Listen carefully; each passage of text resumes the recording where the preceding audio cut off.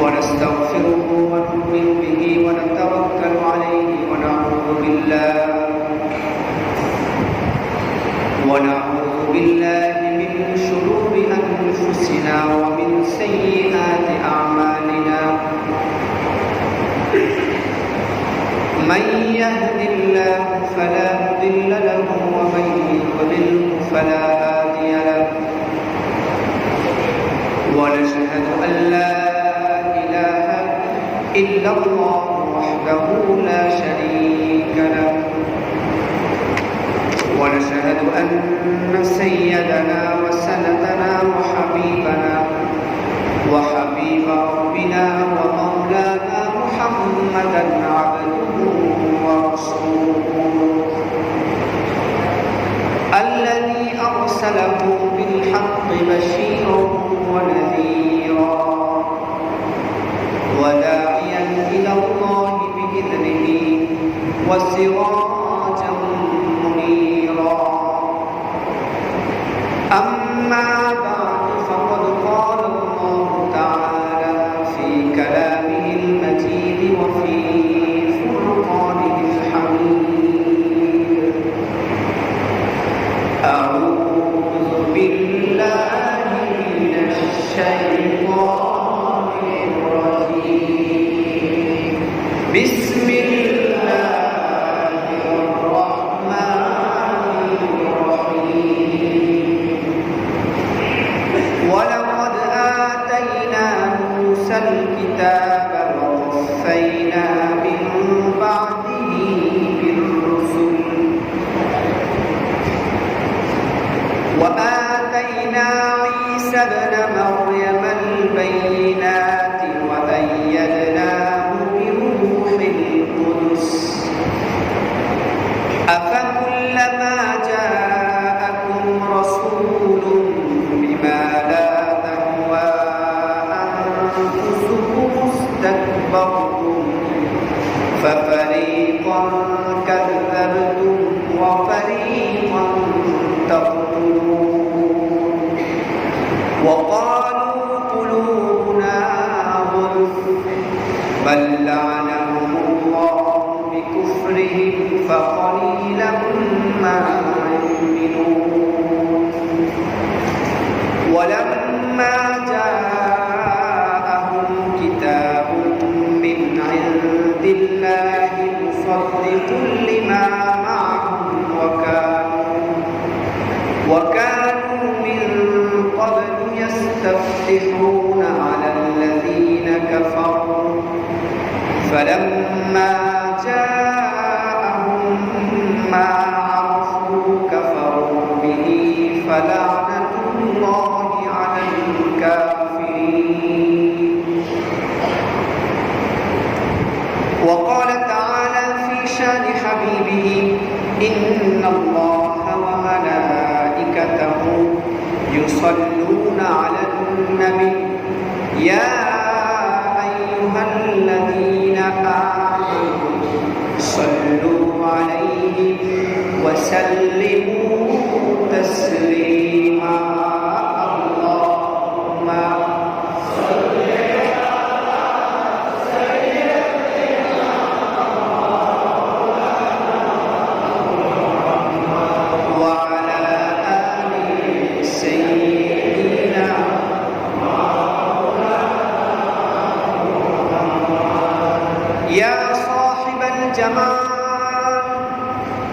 يا صاحب الجمال ويا سيد البشر من وجهك المنير لقد نور القمر بلغ العلا بكماله كشف الهدى بجماله حسنت جميع خصاله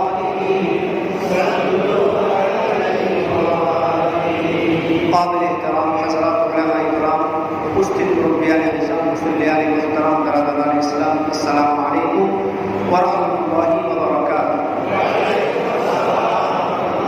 महान रब्बुल आलमीনের দরবারে লাখো কোটি শুকরিয়া আদায় করছি যিনি আমাদেরকে ধারাবাহিক সাপ্তাহিক এই কোরআনুল কারীমের আলোচনার মজলিসে আল্লাহ রাব্বুল আলামিন আমাদেরকে বসবার তৌফিক দিয়েছেন। এজন্য আওয়াজ করে মালিকের দরবারে মালিককে খুশি করবার জন্য শুকরিয়া আদায় করে বলুন আলহামদুলিল্লাহ।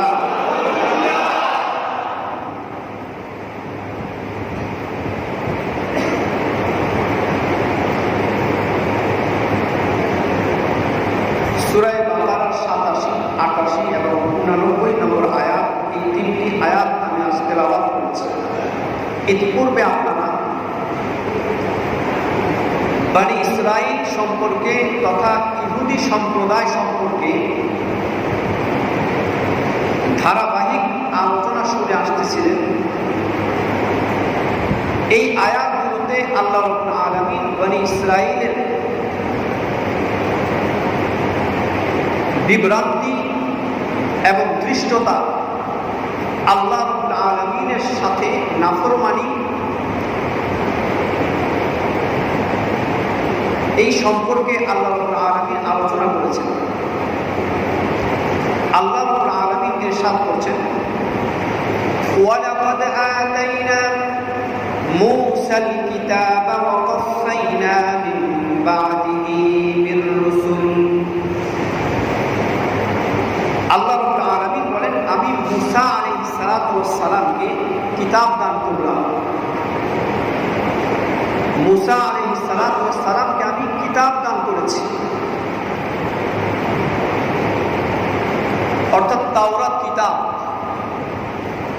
ইতিপূর্বে আপনারা শুনেছেন কোরআন কারীম সম্পূর্ণ বা পরিপূর্ণ কোরআন একত্রে নাজিল হয়নি, অল্প অল্প করে নাজিল হয়েছে। কিন্তু তাওরাত কিতাব আসমানি এমন একটা কিতাব, যে কিতাবটি আল্লাহ রাব্বুল আলামিন মূসা আলাইহিস সালামের উপরে, মূসা আলাইহিস সালামের নিকটে পরিপূর্ণ কিতাব আল্লাহ তাআলা নাজিল করেছেন। সুবহানাল্লাহ। এই তাওরাত কিতাব যখন আল্লাহ রাব্বুল আলামিন হযরতে মূসা আলাইহিস সালামের উপর নাজিল করেন, বহন করার জন্য আদেশ করেন, ও নবী মূসা, আপনি আমার নাজিলকৃত তাওরাত কিতাব বহন করেন। তাওরাত কিতাবের মাহাত্ম্য এবং সম্মানের দিক দিয়ে, রহমত আর বরকতের দিক দিয়ে এতটাই ভারী ছিল, হযরতে মূসা আলাইহিস সালামের জন্য পক্ষে এই তাওরাত কিতাব বহন করা সম্ভব ছিল না। এতটাই মহত্বের দিক দিয়ে, সম্মানের দিক দিয়ে, বরত্বের দিক দিয়ে এতটাই ভারী ছিল, এতটাই ওজনী ছিল যে আল্লাহর নবী মূসা আলাইহিস সালামের জন্য এটাকে বহন করা, ধারণ করবার শক্তি পাচ্ছিলেন না। অতঃপর আল্লাহ রাব্বুল আলামিন তাওরাত কিতাবের প্রতিটা অক্ষর বহন করবার জন্য, প্রতিটা অক্ষর, প্রতিটা লাইন, প্রতিটা অক্ষর বহন করবার জন্য একজন করে ফেরেশতা নিযুক্ত করে দেন। একজন করে যখন ফেরেশতা নিযুক্ত করে দেন, একজন ফেরেশতার শরীরের মধ্যে কতটা শক্তি, এতটা শক্তি থাকা সত্ত্বেও তাওরাত কিতাবের একটা অক্ষর একজন ফেরেশতার জন্য বহন করা সাধ্য হচ্ছিল না। এতটাই দামি। তাওরাত কিতাব যদি এতটা দামি হয়, আমার আপনার নবীর উপর কালাম আল্লাহর কোরআন যেটা নাজিল হয়েছে সেটার দাম কতটা হতে পারে? সুবহানাল্লাহ।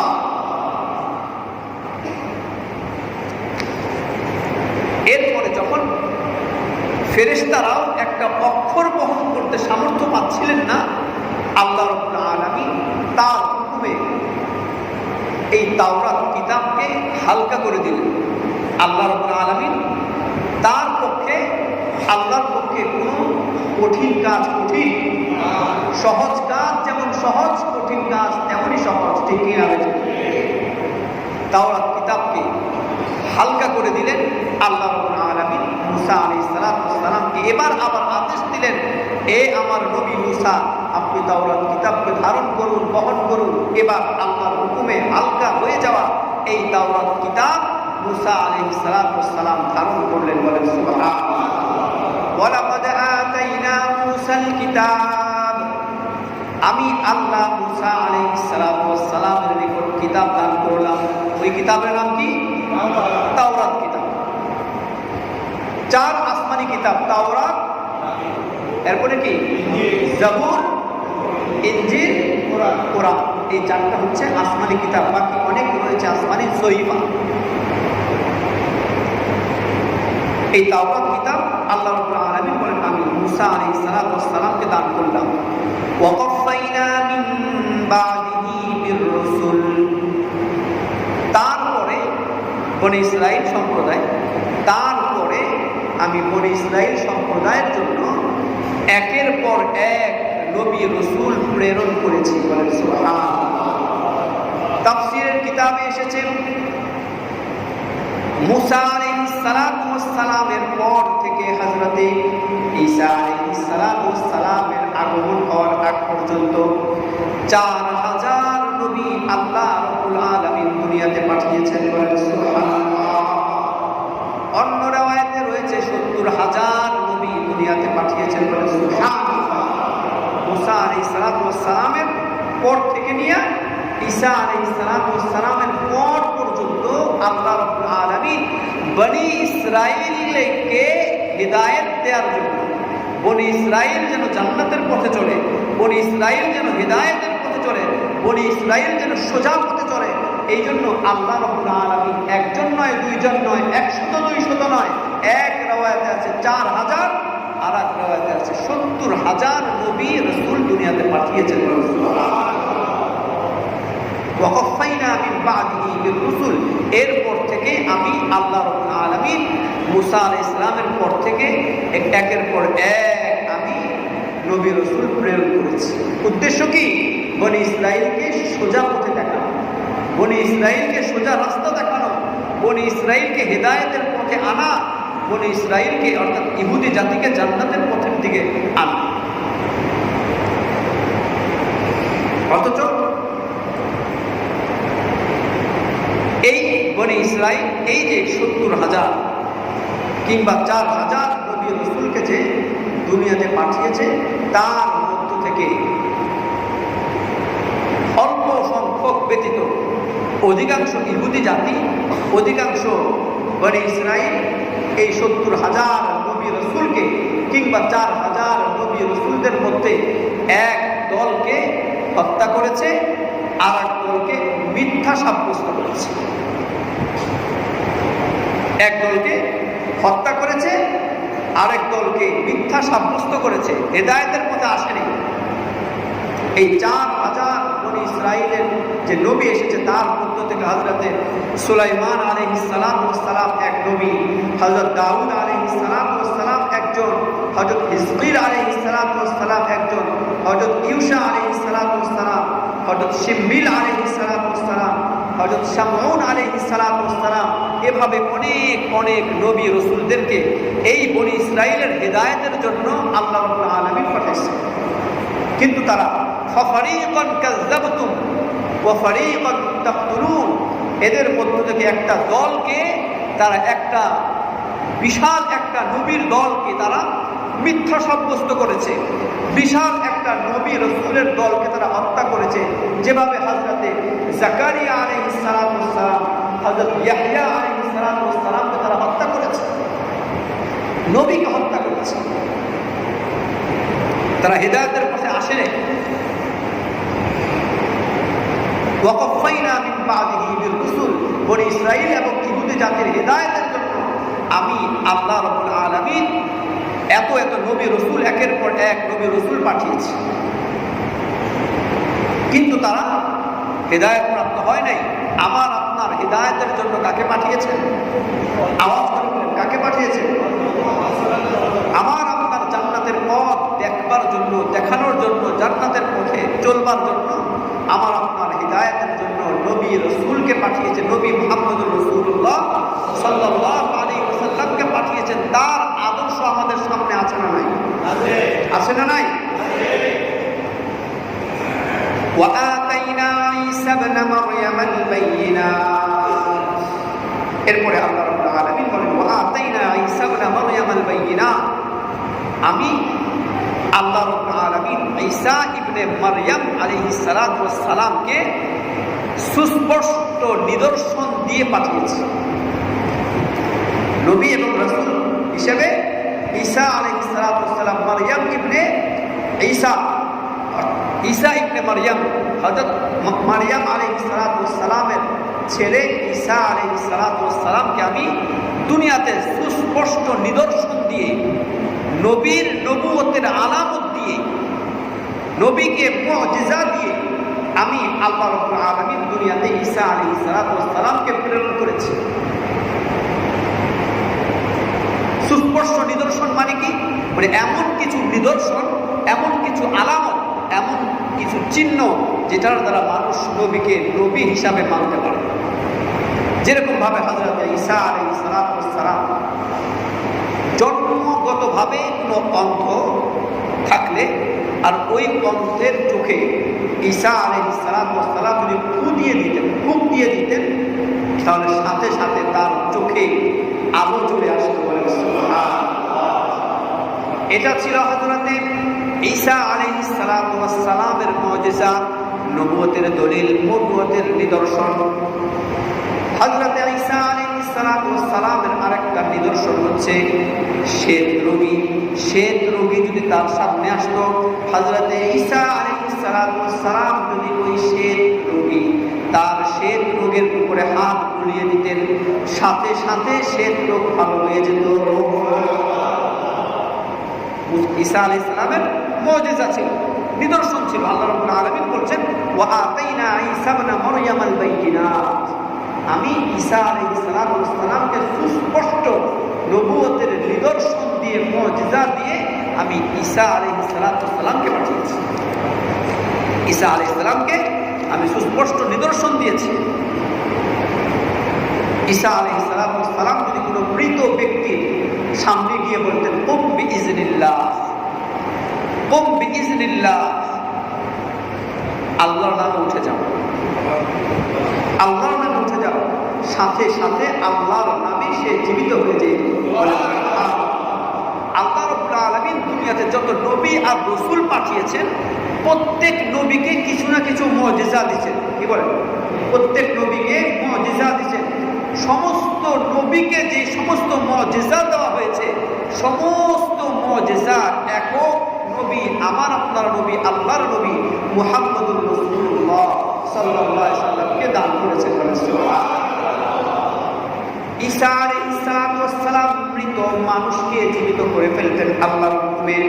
একবার আল্লাহর নবী মুহাম্মদুর রাসূলুল্লাহ সাল্লাল্লাহু আলাইহি ওয়াসাল্লাম রাস্তা দিয়ে যাচ্ছেন, একজন কাফের সামনে দাঁড়ানো। একজন কাফেরের হাতে একটা সাপ, একটা গুইসাপ, একটা গুইসাপ ছিল কিনা, একটা গুইসাপ। ওই গুইসাপটা ছিল মৃত, জীবিত না। মৃত একটা সাপ হাতে নিয়ে কাফের সামনে আসছে। আল্লাহর নবীকে বলেন, ও মুহাম্মদ, তুমি নাকি নবী দাবি করো? তুমি যদি সত্য নবী হয়ে থাকো তাহলে এই যে আমার হাতে একটা গুইসাপ আছে, মৃত সাপ, তার মধ্যে জান নাই, জীবিত না। যদি এই মৃত সাপটা তোমার আদেশ পেয়ে, তোমার হুকুম পেয়ে জীবিত হয়ে যায় এবং তোমাকে সাক্ষ্য দেয়, তাহলে তোমাকে আমরা নবী হিসাবে মেনে নিব। আল্লাহর নবী ওই কাফেরকে বলতেছে, তুমি যে ওয়াদা করতেছো এই ওয়াদা মোতাবেক সত্য কিনা? বলে, হ্যাঁ, এই ওয়াদা আমি পালন করবো, আমি সত্য। আল্লাহর নবী ওই কাফেরের হাতে মৃত সাপের দিকে আঙ্গুল দিয়ে ইশারা করে বলেন, আল্লাহর নবীর আঙ্গুল কি আমার আপনার মতো? আমার আপনার মতো? আল্লাহর নবীর আঙ্গুলের মধ্যে পাওয়ার আছে না নাই? এই পাওয়ার দিয়েছেন কে? এই পাওয়ার দিয়েছেন কে? আল্লাহর নবীর ইলম যারা অন্তরের মধ্যে ধারণ করবে তাদের মধ্যেও পাওয়ার আছে না নাই? কি বলেন, আছে না নাই? আছে। আমি সেই দিকে আলোচনায় যাব না। আল্লাহর নবীর আঙ্গুলের ইশারায় চন্দ্র 2 খণ্ড হয়েছে না হয় নাই? সুতরাং পাওয়ার আছে না নাই? আল্লাহর নবী সাল্লাল্লাহু আলাইহি ওয়াসাল্লাম এই আঙ্গুল দিয়া ওই কাফেরের হাতের মৃত সাপের দিকে ইঙ্গিত দিয়ে ইশারা করে বলেন, ইয়া আদম, হে সাপ, ইয়া আদম, হে সাপ। এই কথা বলার সাথে সাথে আঙ্গুলের ইশারা পাওয়ার সাথে সাথে আল্লাহর হুকুমে আঙ্গুলের পাওয়ারে ওই মৃত সাপের ভিতরে জান পয়দা হয়ে যায়। মৃত সাপ, ওদিকে মৃত মানুষ, ঈসা আলাইহিস সালাম মৃত মানুষকে জীবিত করেন, আল্লাহ নবী মৃত জানোয়ারকেও জীবিত করেন। সুবহানাল্লাহ। যখন জীবিত হয়ে গেছে আল্লাহ নবী বলতেছেন ইয়া রব, হে সাপ। আল্লাহ নবীর এই কথা শুনবার সাথে সাথে ওই সাপ বলতে লাগলো লাব্বাইক ওয়া সাদাইক ইয়া যাইনামান ওয়াফা ইয়াউমাল কিয়ামাহ। লাব্বাইক ওয়া সাদাইক ইয়া যাইনামান ওয়াফা ইয়াউমাল কিয়ামাহ। লাব্বাইক লাব্বাইক, উপস্থিত উপস্থিত, ওয়া সাদাইক, আরে আমার কতই না সৌভাগ্য, আমার নবী আমাকে ডেকেছেন, এমন এক সত্তা আমাকে ডেকেছেন। হায় আমার সৌভাগ্য, কতই না সৌভাগ্য, এমন এক নবী আমাকে ডেকেছেন যার মাধ্যমে মহান মালিক, মহান রব, মহান আল্লাহ কিয়ামতকে সুসজ্জিত করে দিবেন। সুবহানাল্লাহ। ইয়া যাইনামান ওয়াফা ইয়াউমাল কিয়ামাহ।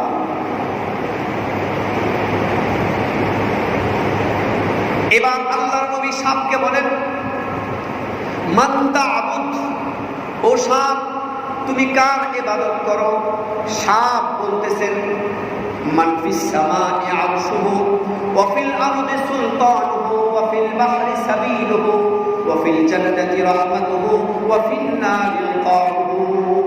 আমি তো ওই সত্তার ইবাদত করি মান ফিস সামা'i আরশুহু, যিনি আরশের মধ্যে সমাসীন আছেন, আরশের মধ্যে বসে আছেন কে?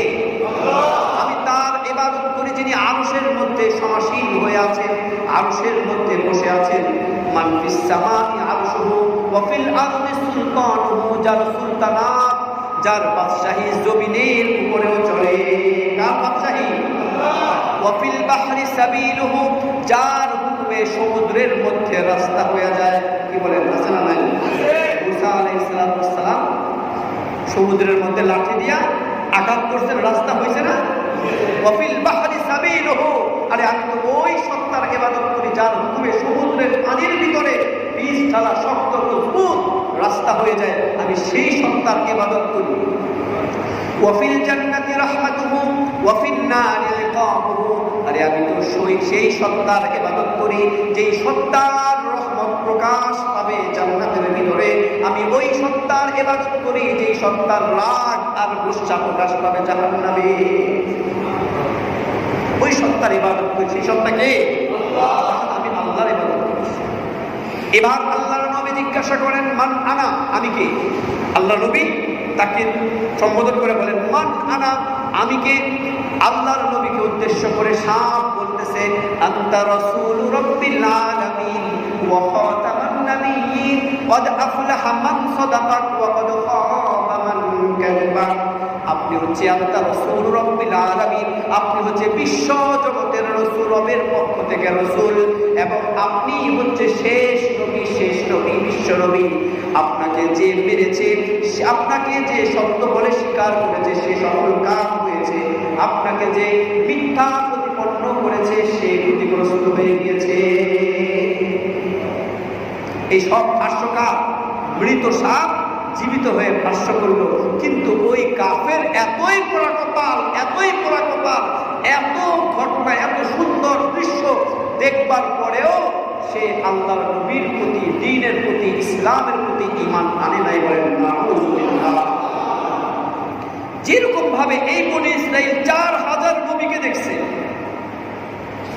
4000 নবী তার বংশে এসেছে, 70,000 নবীকে দেখেছে, 70,000 নবীর বংশের লোক, 70,000 নবী পাওয়া সত্ত্বেও এই নবীদেরকে তো মানেই নাই, এই নবীদের কথা তো শুনেই নাই, নবীদের কথা মতো চলে জান্নাতের দিকে তো যাই নাই। ফাফারিকান কাযাবতুম ওয়া ফারিকান তাকতুলুন, তাদের মধ্য থেকে একটা দলকে তারা মিথ্যা সাব্যস্ত করেছে এবং একটা দলকে তারা হত্যা করেছে। নাউযুবিল্লাহ। ওয়া আতাইনা ঈসা ইবনে মারইয়ামাল বাইয়িনাত, আমি ঈসা আলাইহিস সালামকে সুস্পষ্ট নিদর্শন দিয়ে, মুজিজা দিয়ে আমি দুনিয়াতে পাঠিয়েছি। এর মধ্যে অন্যতম একটা মুজিজা হচ্ছে জীবিত মানুষকে, মৃত মানুষকে জীবিত করে দিতেন। শ্বেত রোগওয়ালা ব্যক্তির শরীরে হাত বুলিয়ে দিয়ে শ্বেত রোগ ভালো হয়ে যেত। চক্ষুহীন জন্মান্ত ব্যক্তিকে ফু দিয়ে দিলে চোখের আলো ফিরে আসতো। এই সমস্ত মুজিজা যা নবীদেরকে দিয়েছেন, সমস্ত মুজিজা এক নবী, আমার আপনার নবী মুহাম্মদুর রাসূলুল্লাহ সাল্লাল্লাহু আলাইহি ওয়াসাল্লামকেও দান করেছেন। এমন নবীর উম্মত আল্লাহ রাব্বুল আলামিন আমাদেরকে বানিয়েছেন। এই জন্য আমরা খুশি না বেজার? আল্লাহ রাব্বুল আলামিন বলছেন ওয়া আইয়াদনাহু বিরূহিল কুদুস। এই যে ঈসা আলাইহিস সালাম, আমি যে তাকে সুস্পষ্ট নিদর্শন দিয়ে পাঠিয়েছি, আমি তাকে ওয়া আইয়াদনাহু বিরূহিল কুদুস, রূহুল কুদুসের মাধ্যমে, পবিত্র রূহের মাধ্যমে আমি তাকে শক্তিশালী করেছি, শক্তি দান করেছি।